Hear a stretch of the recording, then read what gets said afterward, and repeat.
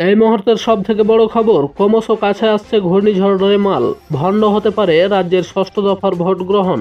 রাজ্যে লোকসভা নির্বাচন ভোট গ্রহণে যখন মধ্য গগনে, তখন বঙ্গোপসাগরে ঘনাচ্ছে ঘূর্ণিঝড়। মে মাসের শেষে এই ঘূর্ণিঝড় পশ্চিমবঙ্গের উপকূলে আঘাত হানার সম্ভাবনা রয়েছে বলে প্রথমে জানিয়েছিল হিন্দুস্তান টাইমস অব বাংলা। আন্তর্জাতিক একাধিক সংস্থার পূর্বাভাসে এই আশঙ্কায় সত্যি হওয়ার দিকে এগোচ্ছে। আর তা যদি শেষ পর্যন্ত হয়, তাহলে ভঙ্গ হতে পারে রাজ্যের ষষ্ঠ দফার ভোট গ্রহণ। একাধিক ভোট গ্রহণ কেন্দ্রে খুলতে হতে পারে ত্রাণ কেন্দ্র। এখনো পর্যন্ত পূর্বাভাস অনুসারে 22 মে বঙ্গোপসাগরে একটি নিম্নচাপ তৈরি হতে চলেছে, যা শক্তি বাড়িয়ে 23 মে রাতে ঘূর্ণিঝড় রেমালে পরিণত হবে। প্রাথমিকভাবে ঘূর্ণিঝড়টি ততটা শক্তিশালী হবে না বলে মনে করা হলেও সাম্প্রতিক পূর্বাভাস বলছে ঘূর্ণিঝড় রেমালের কেন্দ্রে হাওয়ার গতিবেগে ঘন্টায় 140 কিলোমিটারে পৌঁছতে পারে।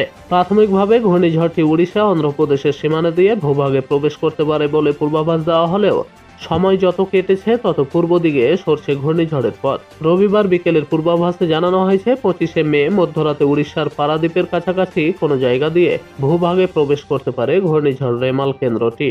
আবহবিদরা একাংশ মনে করছেন আরও পূর্ব দিকে পশ্চিমবঙ্গের কাছাকাছি এগিয়ে আসতে পারে এই ঝড়ের গতিপথ। তবে ঘূর্ণাবর্ত তৈরি না হওয়া পর্যন্ত ঝড়ের গতিপথের সুনির্দিষ্ট পূর্বাভাস দেওয়া সম্ভব নয় বলে জানাচ্ছেন আবহবিদরা। ওদিকে 25 মে রয়েছে রাজ্যের পশ্চিমাঞ্চল ও উপকূলবর্তী একাধিক কেন্দ্রে লোকসভা নির্বাচনের ভোট গ্রহণ।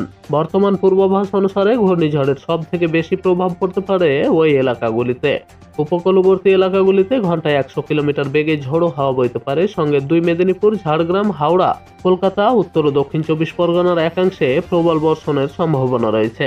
এমনকি উপকূলবর্তী এলাকায় ত্রাণ ও উদ্ধার কাজে নামতে হতে পারে প্রশাসনকে।